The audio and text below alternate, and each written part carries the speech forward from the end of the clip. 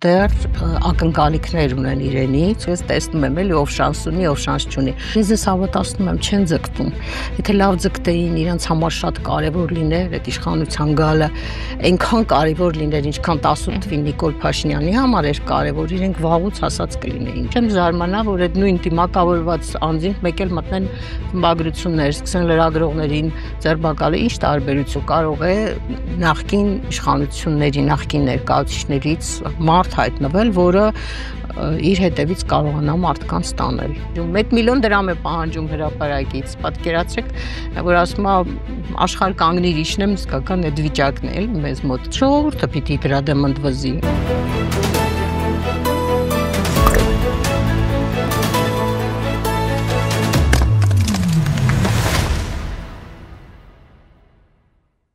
Բարև ձեզ, դուք դիտում եք հարցեր կան հաղորդումը, այսօր հարցեր կան հրապարակ օրաթերթի գլխավոր խմբագիր Արմինե Օհանյանին։ Բարև ձեզ։ Շնորհակալ եմ, որ այստեղ եք։ Ես եմ շնորհակալ։ Տիկին Օհանյան, երեք ձեր Facebook-յան էջում հիշեցրիք անդրադարձակ Նիկոլ Փաշինյանի հայցին ընդդեմ հրապարակի։ Դուք ասում եք, որ այս իշխանությունը տոտալ տերորի է ենթարկում լրատվամիջոցներին, լրագրողներին, խմբագիրներին։ Մենք տեսնում ենք հասել են ժուրնալիստների միության շենքին, Սաթիկ Սեյրանյանի անձն են թիրախավորում։ Բայց հատկանշականն է, որ այս իշխանությունը, որը ցուցադրում է գերինքնավստահություն եւ օրինակ չնչին տարբերությամբ ձայների հաղթանակ ներկայացնում է ջախջախիչ հաղթանակ, ընդհանրապես տրամադրություն է ստեղծում, որ պիտի այս կերպ ասեմ, իրենց դեմ խաղ չկա, բայց այդքան անբռնազբոս ձևով փաստորեն այս ներսում առյուծ կտրող իշխանությունը պայքարում է լրատվամիջոցների, լրագրողների, խմբագիրների դեմ։ Ինչն է վախեցնում այս առյուծ կտրող իշխանություններին։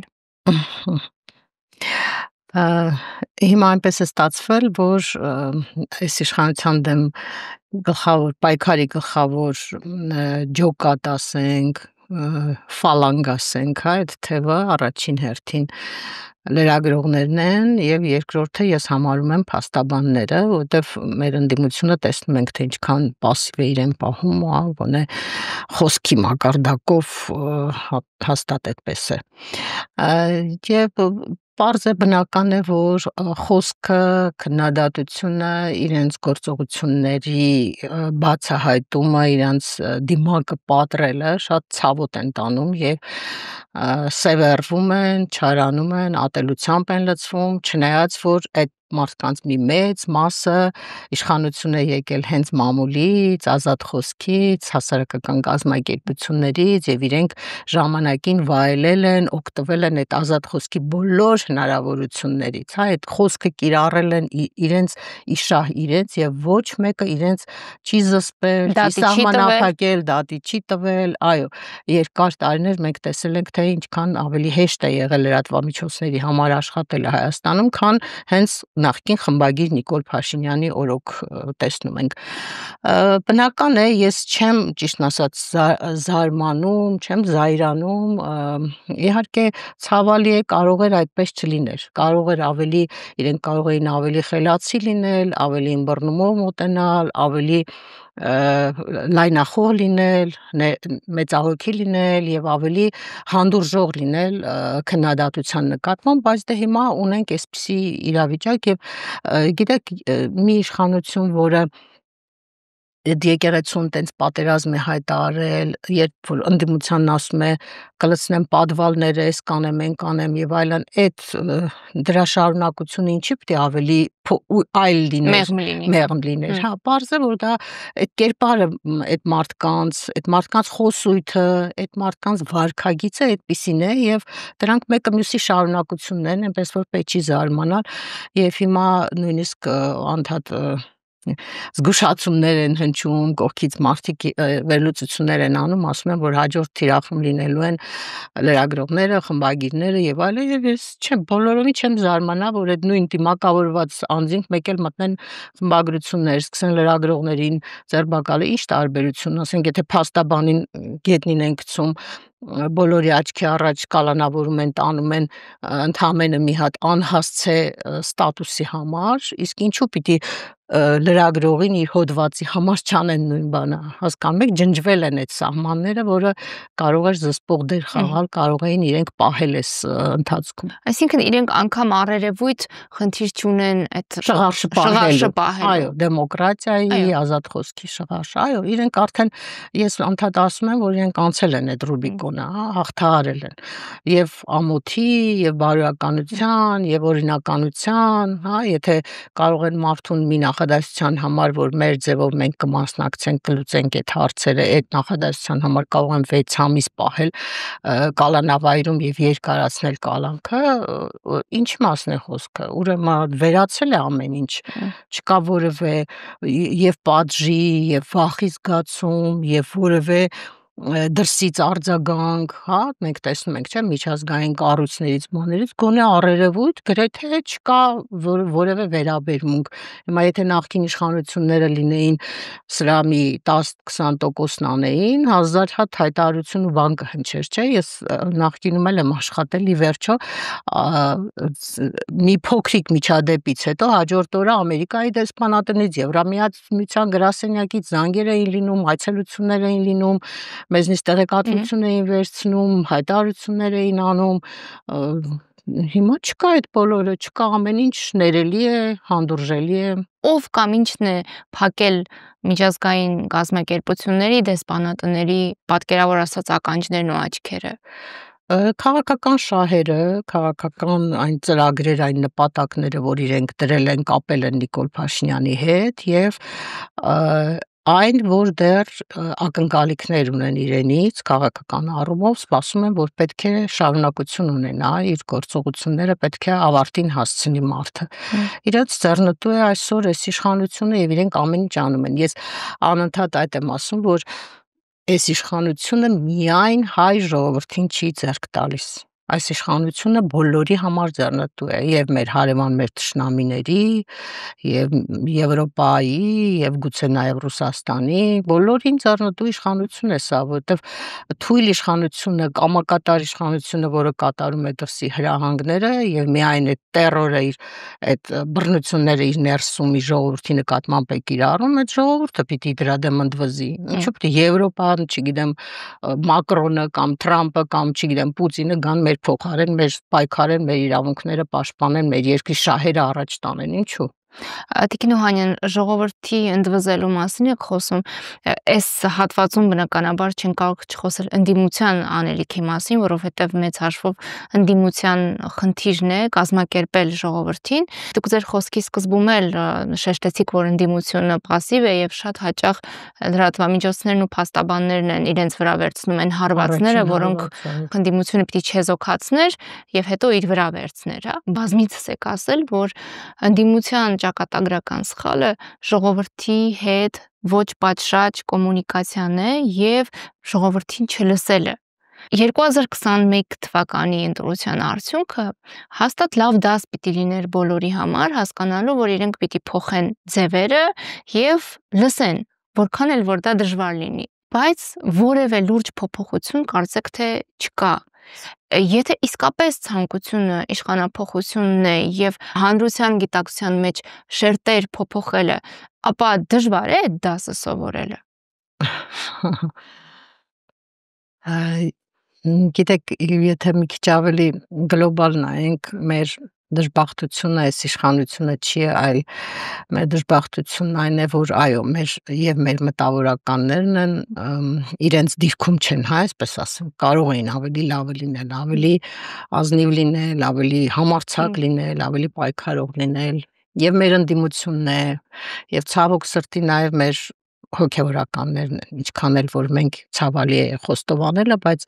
կարող էինք ունենալ շատ ավելի կազմակերպված, շատ ավելի ծրագրով ապրող, շատ ավելի հայրենիքի համար ամեն ինչի պատրաստ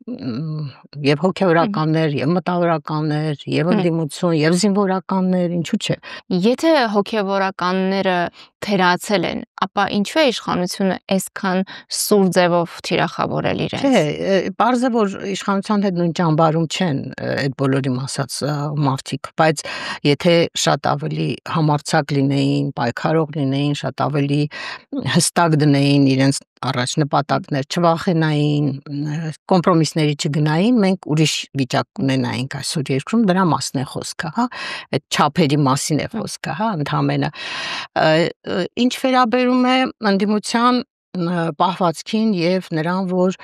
այդպես էլ մենք չենք ունենում այն ակտիվ, այն պայքարող, այն նպատակասլաց, այն աշխատասեր, հետևողական ընդդիմությունը, որը ցանկալի է, ամեն հասարակություն ուզում է ունենալ այդպիսի ընդդիմություն, որտեղ այդ ընդդիմությունը նաեւ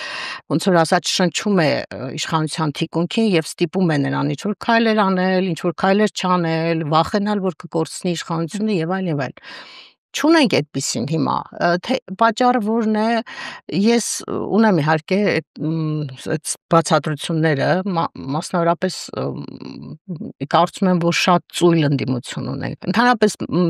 մեր ազգի մեջ այդ աշխատասիրությունը այդքան շատ չի, ինչքան թվում է, թե հա, միշտ լեգենդներ կան, այո, լեգենդներ կան հայի մասին, որ հայ, գիտեք, այսպես, այնպես, բայց ինձ թվում է մենք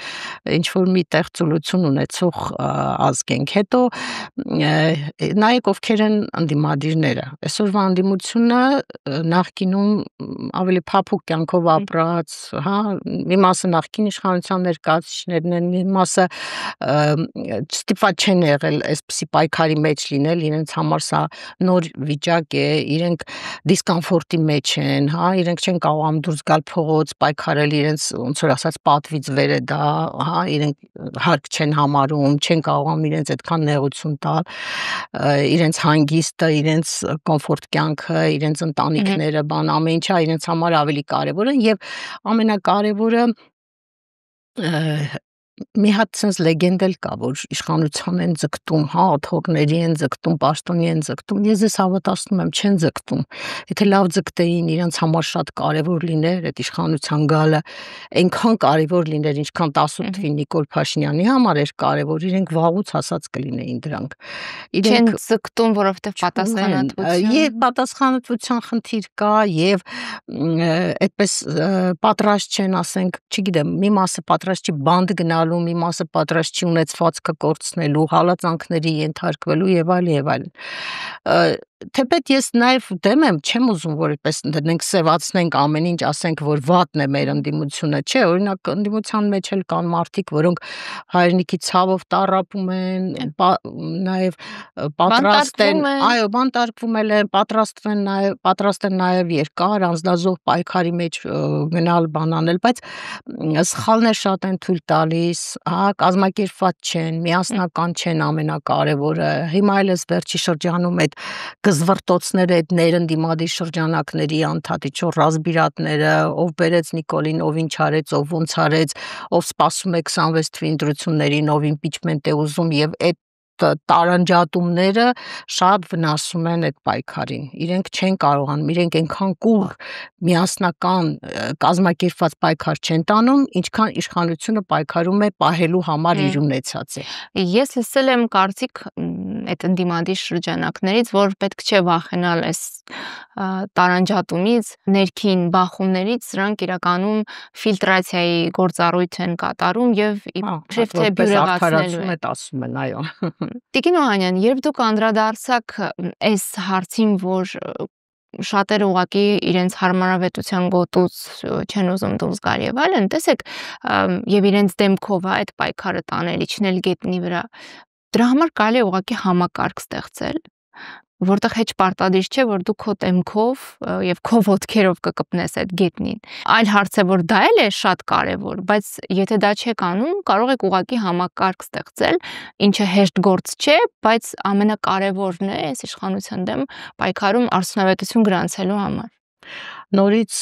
պիտի վերադառնամ աշխատասիրության պակասին, աշխատելու ունակություններին, նվազունակություններին, այո, համակարգված պայքարի համար, որը շատ ավելի օգտակար կլիներ մեր երկրին ու արդյունավետ կլիներ, դրա համար պետք է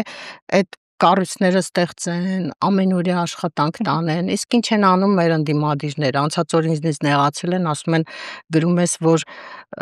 նվազեցրեք ձեր քեֆ ուրախությունները, ձեր դատարկ քննարկումները, ձեր ինտրիգները, դուրս եկեք իրական պայքարի, իրոք այդպես է, մեր ընդդիմության ներկայացուցիչների մի մեծ բանակ կա, որոնք այսպես մի լսանից մյուս լսանը, մի կաբինետից մյուս կաբինետը, մի ռեստորանից մյուս ռեստորանը, հա, ամբողջ օրը սենց իրենք մի պանելային քննարկումից մյուս պանելային քննարկում, օր մերցնելով, օր մթնեցնելով, հա, կամ ասենք մի հարցազրույց են տալիս ու մտածում են, որ մեծ հերոսություն արեցին այդ հարցազրույցը, որ տվեցին, դա արդեն բավարար է, դա է պայքարել իրականում, բայց այդպես չի։ Նախ 1000 միջոց կար, 1000 ձևեր կային այդ համակարգային պայքարը ձևավորելու համար։ Եվ առաջին հերթին պետք էր, այո, մարդկանց հետ շփվել, հա, ինչ անում Նիկոլ Փաշինյանը, գոնե կարող է Նիկոլ Փաշինյանից դասեր քաղել այդ առումով։ Ինքը գնում է գյուղեր, հատ մոտենում է մարդկանց, երեխեքի գլուխն է նշում, պապիկների ձեռն է բռնում, մեկին գրկում է, մեկի հետ նկարվում է, եւ այդ մարդկանց մոտ դրական ինչ որ էմոցիա է մնում, հա, այդ բանը։ Չգիտեմ, չեմ կարող ասել, թե դա ինչքանով հետո քվե կդառնա կամ աջակցություն կդառնա իշխանությանը, բայց ամեն դեպքում դա իր դրական դերը խաղում է, որովհետև այդ հեռավոր գյուղերում ապրող մարդիկ կամ մարզերում ապրող մարդիկ ընդհանրապես տարական ուշադրության, հա, մարդկային հարաբերությունների, հա, որ տես այ էկրանից իր տեսած մարդը եկավ գյուղ, նստեց իր հետ ինչ-որ բան խոսեց, լսեց իրեն եւ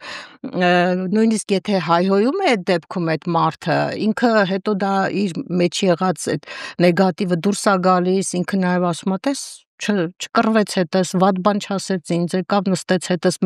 հավասարի նման բաժակ բարձրացրեց հետս խոսեց եւ այլն, դա շատ դրական դեր է խաղում, բայց մեր ընդդիմությունը ինչ է անում, հիմա նոր սկսել են իդեպ մարզեր գնալ, ես նկատում եմ, որ այդ Կարապետյաններն են անում այդպիսի բաներ եւ մեկ էլ ոնց որ Լևոն Քոչարյանն է սկսել մարզեր գնալ, բայց այդ բանը էլի Արման Թաթոյանն էլ, այո, ու դա իր ազդեցությունը իր դերը անպայման խաղալու է։ Պարզապես դա պետք է անընդհատ արվի, էլի, ոչ թե ընտրությունների շեմին մի քանի ամիս գնան, հետո գնան այդ մարդկանցից քվե խնդրեն, այլ պիտի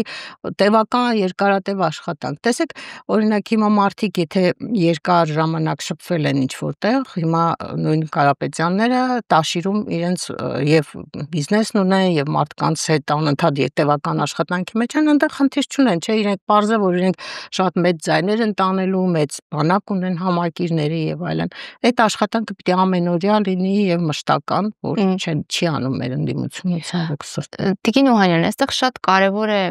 եթե ես խորհրդանշական ձևով ասեմ, հա, ոչ միայն գյուղեր գնալը պարբերաբար, այլ գյուղերում լինելը, ներկայություն ունենալը գյուղերում մշտական։ Կառույցներ պետք է ունենան, մարդիկ պետք է ունենան, իհարկե։ Եվ տեսեք, երբ դուք ասում եք Փաշինյանը կարողանում է դա անել, ինքը հասել է նրան, որ այն մարդը, որը վաղուց նախկին կյանքով չի ապրում, գերշքեղ կյանքով է ապրում, գերհարմարավետ կյանքով, հա, բայց միևնույն է մի շրջանակի մոտ մեր բնակչության ամրապնդում են տպավորությունը, որ ինքը իրենցից մեկն է։ Իսկ մեր ընդդիմությունը էլիտար դիրքերից է հաճախ բրիոնիները հագնում են, գնում են գյուղացու հետ հանդիպելու, այդ ամեն ինչը կա, իհարկե։ Ինքը հասարակ մարդու նման պերաշկի է ուտում եւ ցույց է տալիս, որ ես ձեզնից մեկն եմ։ Հա, դրանք տեխնոլոգիաներ են, այո, պետք է կարողանանք իրար անել, վերափոխել։ Տիկին Օհանյան, վաղաշաբաթի հետ կապված դուք ասում եք, մենք տեսանք, որ ընդդեմի քվեարկությունը չաշխատեց եւ հետեւաբար շատ կարեւոր են ընդդիմության ցուցակների մարդիկ, դեմքերը եւ ընդհանրապես անձը շատ կարեւոր է։ Վերջին շրջանում բնականաբար ինձնից ավելի լավ տեղյակ եք, համեմատաբար նոր դեմքեր են ակտիվ քաղաքականության հայտ ներկայացնում։ Այ իրենց մեջ դուք տեսնում եք այդ խարիզմատիկ լիդերների, որոնք կարողանան այն անտարբեր մեծամասնության մեջ որոշակի փոփոխություն առաջ բերել քաղաքական process-ների նկատմամբ։ Իհարկե հիմա դեռ շատ վաղ է խոսել այն մասին, թե 26 թվականի, ասենք մայիս-հունիս ամիսներին մենք ինչ իրավիճակ կունենանք եւ ինչ ընտրության հնարավորություն կունենանք եւ ես միշտ ասում եմ, որ ես շատ ուրախ եմ, որ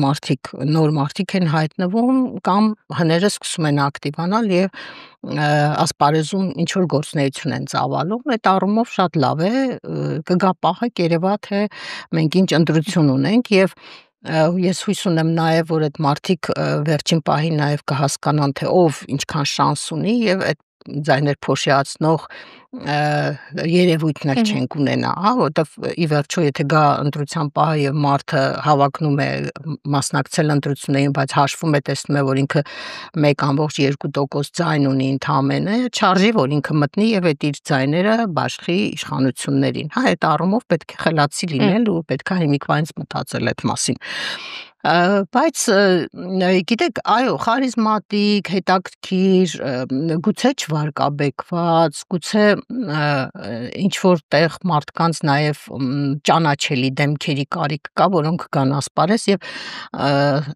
նաև իրենց վրա վերցնեն այդ բեռը, այդ պատասխանատվությունը։ Իհարկե, էլի գալիս է այդ խնդրին, թե ինչքանով է մարդը պատրաստ այդ պատասխանատվությունը կրելու, բայց այնուամենայնիվ պիտի այդ սելեկցիան արվի, հա, միջև մենք եկող տարի ամառը պիտի բարձր իշխանությունը խանգարելու է, բարձր որ անընդհատ քարկոծելու են,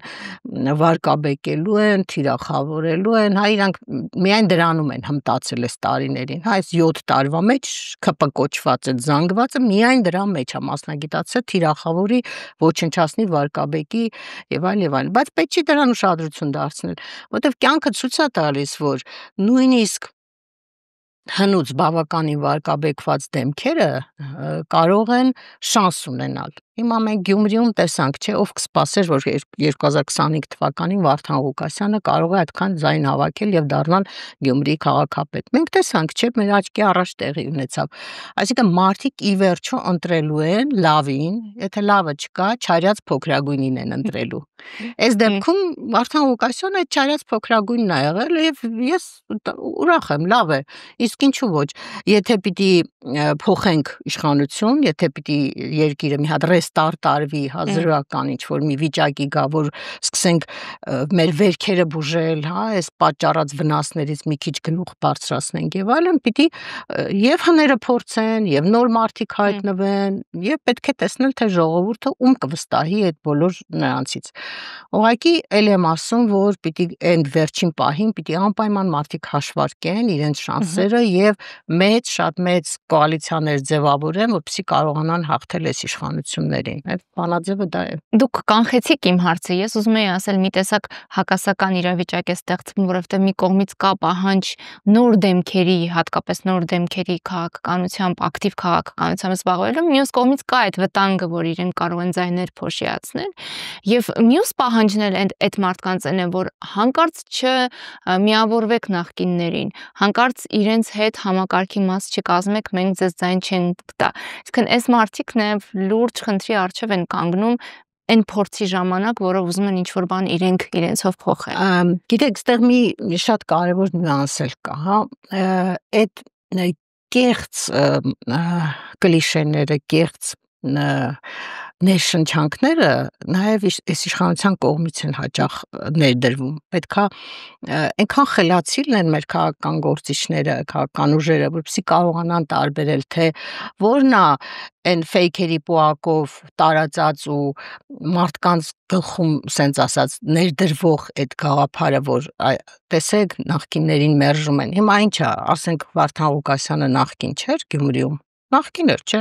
Նախկինի ամենավառ կարկառուն ներկայացուցիչներ, բայց մարդիկ վստահեցին գնացին։ Ու տենց լիքը մարդիկ, պետքա տարբերել ոնց որ ասած որոմը հատիկից, հա, որտեղ է ճիշտ ժողովրդի կարծիքը եւ որտեղ է իրանց ֆեյքերով Facebook-ում գեներացրած կեղծ իրականությունը, հա։ Պետքա դրանք տարանջատել։ Նախ կարծում եմ, որ հիմա արդեն այդքան էլ չի աշխատում այդ նախկինների այդ կերպարը, հա, բոբո կերպարը, որը իբր թե ժողովուրդը մերժում է եւ այլն, չգիտեմ, ինչ որ հարցումներով ասում են, չգիտեմ, 70%, 80% մերժում են եւ այլն, բայց ես կյանքը ցույց է տալիս, որ այդքան էլ այդպես չի։ Հիմա ասենք նույն վաղար շաբաթում երկրորդ տեղը գրավել է Սևակ Խաչատրյանը, որը էլի նախկինների ներկայացուցիչ է, եղել է տնտեսաժող ինստիտուտի պրոռեկտոր, հայտնի հանրապետական կուսակցություն, հետո, չգիտեմ, Ռոբերտ Քոչարյանի թիմ եւ այլն, ուզում ասեմ նախկինների ներկայացուցիչ, ինչով նախկին չի, պետք չի դրան լսել։ Հետո եւ մի բան էլ ասեմ, էլի, որ անդադ ասում ենք նոր դեմքեր, հա, այդ նոր դեմքերը տենց հեշտ չի գոյանում։ Դա այդքան հեշտ տենց կարճ ճանապարհ չի, որ այ տեսեք, չգիտեմ, Պողոս Վրթանեսյանը նոր այսօր հայտնվեց, հայտ ներկայացրեց, վաղը մյուս օրը ժողովուրդը սենց վազելով գնացին ու իրան ընտրեցին, ոչ, այդ քաղաքական պայքարը երկար ժամանակ է պահանջում, աշխատանք, ներդրումներ, այո, սխալներ, վերելքներ, վայրեջքներ, լիքը թիրախավորվել, էս լինի, տարիների ծանր աշխատանք, այդպես չի, որ մի օրում հայտնվեց մարդու ու դարձավ ժողովուրդն էլ հետևից վազեց։ Մենք լիքը այդպիսի գործիչներ ունենք, որոնք հայտ ներկայացրեցին, հիմա չկան, ասպարեզում չեն, որովհետև ոնց որ ասած չգտան ճիշտ ձևը ժողովրդի հետ աշխատելու եւ ժողովուրդն էլ իրանց տենց չընդունեց, բան չարեց։ Հիմա մեր կարճ 6-7 ամսվա մասին ենք, չէ՞, խոսում ընդամենը, որ մինչև 26 թվականի ամառը կարողանան այդ մարդիկ նաեւ իրենց հետևից հասարակություն տանել, ընտրողին գրավել, ընտրողին համոզել, որ ես կարող եմ այս երկրում ինչ որ բան փոխել։ Դրա մասին է խոսքը։ Ներեցեք, եթե իհարկե արտահերթ չլինի։ Այո։ Չէ, դա կարծում եմ չէ, բայց կարևոր դա չի։ Կարևորն է, որ շատ կարճ է ժամանակը։ 6 ամիսը մի հատ աչքներս թարթելու ենք, անցնելու է, հա։ Այդ առումով մարդը պիտի նախ ճանաչելի լինի, բոլորի համար ճանաչելի լինի, այն մարդը, ում գնալու են քվե են տալու, հա, ցուցակի առաջի դեմ վարչապետի թեկնածու կամ այդ քաղաքական ուժի սիմվոլը, այդ ով որ պիտի ներկայացնի հայտը, նա պիտի հասարակության կողմից ճանաչելի լինի, իսկ այդպիսի մարդիկ այդքան շատ չեն մեր երկրում, հա, մեր տեղեր կա, որ նույնիսկ ասենք մոտենումս թվում է, թե Արման Թաթոյանը հայտնի գործիչ է, չէ, մի բա եղել եւ այլն, ամեն գյուղ մտել դուրս է եկել, որ մարդիկ կա չեն ճանաչում Արման Թաթոյանին, ուզում եմ ասեմ, դա այդքան հեշտ բան չի ճանաչելի դառնալը։ Նախ պիտի ճանաչելի լինի, երկրորդը պիտի այնքան զգուշ ու ճիշտ աշխատի, որ չվարկաբեկվի, ինքը իրեն չվարկաբեկի, հա, իր խոսքով, իր պահվածքով, իր վարքով, այս 6 ամսվա ընթացքում պիտի սենց աչալուրջ ամեն րոպե նախ ծանր աշխատանք տանի եւ երկրորդն էլ ամեն ինչ անի, որպեսզի իր խոսքի, իր պահվածքի մեջ չնկատեն, որ ինքը չի սիրում հայրենիքը, չի ուզում ինչ որ բան փոխվի, գալիս է ինչ որ մի ուժի թելադրանքով, ինչ որ մի երկրի ագենտ է ինքը կամ չգիտեմ ինչի, հազար մի բան պետք է հաշվի առնեն։ Ես ինքս քաղաքական գործիչ չեմ, բայց որպես խմբագիր ինքան այս բանի միջով անցել եմ, որ ես տեսնում եմ, էլի ով շանս ունի, ով շանս չունի։ Հիմա օրինակ, տեսեք, կարող է նախկին իշխանությունների, նախկին ներկայացուցիչներից մարդ հայտնվել, որը իր հետևից կարողանա մարդկանց տանել։ Եթե հասարակությունը վստահի, իսկ ինչու ոչ, ասենք, չգիտեմ, նախկին վարչապետ Կարեն Կարապետյան կամ մեկ ուրիշ այդպիսի այդ մակարդակի, ուղղակի պիտի այս ընդդիմությունը այդ իր գզվռտոցը, այդ իրանց տարաձայնությունները դնեն մի կողմ, ինչ որ մարդկանց շուրջ միավորվեն եւ այդ մարդկանց բերեն առաջի պլան։ Այս հիմա մենք ժամանակ չունենք, երկարաժամկետ 3-4 տարի չկա, որ մենք կարողանանք նոր գործիչներ աճեցնել։ Այս եղածի միջից ընտրություն կատարենք։ Եվ ոչ էլ կարող ենք պատվիրել, էլի։ Ասենք, ոչ էլ երկնքից ասենք ուրիշ մոլորակից ընկնելու է ինչ որ մեկը տենց հրաշք։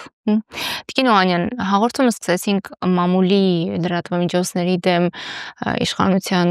քաղաքականության մասին հարցադրումներով, կուզեմ նաև ամփոփել հաղորդումը այդ հարցով։ Մենք կարող ենք հստակ արձանագրել, հա, պարզ ճակատով, որ ատելության խոսքի նախաձեռնողն ու տարածողը այս իշխանությունն է, խրախուսողը այս իշխանությունն է, որ բարոյական էթիկական նորմերը հատողը այս իշխանությունն է։ Դա պետք է հստակ արձանագրվի, ճիշտ է։ Այո, պետք է արձանագրվի եւ հազարավոր նման օրինակներ ունենք, թե իրենք ինչքան են իջեցրել հանրային խոսքի կուլտուրան, ինչքան են կարմիր գծեր խախտել, ինչքան են չափն անցել, ինչքան են վիրավորել ու զրպարտել մարդկանց, որտեղ հակառակի մեջ իրենք մեղադրում են այո, մեզ բոլորիս, բայց իրենք իբր թե չեն արել, հա, այսինքն մենակ մեր դատը արդեն բավական է, չէ՞, մարդը ամիսներով հոգևորականների հասցեին վերջին բառերն է գրում, մի հատ անմեղ հումորային, կիսահումորային հոդված է մեզ մոտ գրվում, որտեղ ասում ենք, դե եթե դու հարցադրումներ ես անում սրբազաններին, մի մարդ էլ կարա քեզ հարցնի, չէ՞, որպես քաղաքացի ասի, դու դավաճանում է արդյոք Նիկոլ Փաշինյանը իր կնոջը, ու այդպես մի հատ բան տենց շարադրել էր, իսկ կարող է այս լուրը ճիշտ այն, կամ սենց բաներ են խոսում, բամբասանքներ, ինքն էլ է, չէ, բամբասանքներով առաջնորդվում, ասում է, կուսակրոն եք թե չէ, երեխա ունեք թե չունեք, հա, մանկապիղծ եք թե մանկապիղծ չեք, տենց հազար ու մի բան է գրում, բայց պարզվում է, որ իրեն կարելի է, ինքը պետության ղեկավարն է, իրեն կարելի է, իսկ մի շարքային քաղաքացի Նորայր Մարտիրոսյան ստորագրությամբ չի կարող այդպիսի հարցադրումներ իրեն անել, եւ ինքը մտնում է դատարան, պատիվ է պահանջում, 1 միլիոն դրամ է պահանջում հրապարակից, պատկերացրեք, որ ասում է աշխարհ կանգնիր իջնեմ, իսկական այդ վիճակն է էլի մեզ մոտ։ Դուք նաև ասում եք, որ Նիկոլ Փաշինյանը նոր մշակույթ բերեց Հայաստան խոսքի համար կալանավորելու եւ դատելու։ Այո։ Հիմա այդ արատավոր մշակույթը ի վերջո ինչի է հանգեցնելու, որովհետև հնարավոր չէ, նաև ֆիզիկապես հնարավոր չէ բոլորին իրենց խոսքի համար փակել, լռեցնել, դատել, તો զսպանակը հակառակ էֆեկտն է ունենում։ Այո։ Գիտեք, իրավաբանության ամենակարևոր օրենքներից մեկը, ես երկրորդ մասնագիտությամբ իրավաբան եմ, դրա համար եմ ասում, էլի, ամենակարևոր կանոններից մեկը, որ օրենքը պիտի հավասար գործի բոլորի նկատմամբ։ Այսինքն, եթե դու մեկին նման խոսքի համար կալանավորում ես, դատապարտում ես, ուրեմն մյուսներին էլ պիտի անես, չէ՞, իսկ դա նշանակում է, որ Հայաստանի կեսից ավելի հիմա պիտի բանտերում լինեին եւ կալանավորված լինեին։ Այդ մի բան, որ խտրական վերաբերմունք է, ընտրովի վերաբերմունք է եւ դա այդ վերաբերմունքի հետևում կանգնած է հենց ինքը Նիկոլ Փաշինյանը եւ նույնիսկ չի էլ թաքցնում դա, որովհետեւ իր էջում ինքը ստատուս է գրում, ստահակ հիմա կգանք քո հետևից եւ անմիջապես անվտանգության ծառայության աշխատողները գնում են Սամվել Կարապետյանի տուն, հա, դրանից ավելի պարզ ուղիղ կապ իր հրահանգի եւ իրավապահների գործողությունների միջև անհնար է ուղղակի պատկերացնել։ Հայկական ժամանակը ներողություն գրում է, կալանքը երկարաձգվելու է, կալանքը երկարաձգվեց։ Այո, 10 ժամ հետո նոր դատավորը այդ վճիռը կայացնում է։ Այո, եւ տենց միլիոնավոր տենց օրինակներ կարող ենք հիմա բերել։ Հա, ամբողջ կառավարության նիստում ասում է, ворթեգրումների հարցում, չգիտեմ, էս են արել, երեխաներ են ապօրինի ворթեգրել, փող են աշխատել, գործը հարուցում են, 7 տարի չեն կարողանում դատավճիռ կայացնել, որովհետև չկա այդ փաստերը, չկա, կեղծ է, ինքը զրպարտել է մարդկանց հենց կառավարության նիստում եւ իրավապահներն էլ ստիպված են եղել կատարել իր հրահանգները։ Ու տենց հազարավոր օրինակներ կարող ենք բերել, բայց դա չի հարցը։ Հարցը այն է, որ ինքը չի անում դա նրա համար, որպեսզի արդարություն հաստատի կամ պատժի խոսքի համար, ինքը անում է ի ցույց հասարակության, որ տեսեք, եթե Նարեկ Սամսոնյանն ու Վազգենը հետույք կամ չգիտեմ ինչ բառի համար նստած են, ձեզնից յուրաքանչյուրին կարող եմ այսօր նստացնել, յուրաքանչյուրի տուն կարող է բախել քննչական կոմիտեն, որովհետև քննչական կոմիտեն չունի որևէ իրավական զսպանակ, սահման, կարմիր գիծ, պատրաստ են ամեն ինչ, բոլոր հրահանգները կատարելու։ Ու ամենացավալին է, որ 1-2 տարի առաջ դեռ մեր դատավորներից որոշ հատվածը դատավորների մերժում էին այդ կալանքները, հա, մենք ունեինք նման դեպքեր, որ կալանքի սանկցիաները տանում էր քննիչը, իսկ դատարանը մերժում էր։ Հիմա դա էլ չկա, որտեղ ինքը դատարանն էլ ոչնչացրեց, դատարանն էլ հողին հավասարացրեց, բացառապես մնացին կամակատարներ կամ այն մարդիկ, որոնք գիտեն, որ եթե այս հրահանգը չկատարեցին, այս կալանքը չտվեցին, իրենք չեն աշխատելու դատավոր, վերջ, ուրիշ կանոն այլևս չի աշխատում, այս երկրում աշխատում է մի անձի կարծիքը, մի անձի կամքը, մի անձի պատկերացումը իրավական արդարադատության, իրավաբանության եւ ամեն ինչի մասին։ Ցավոք սրտի էս վիճակն է։ Շնորհակալություն։ Ես եմ շնորհակալ։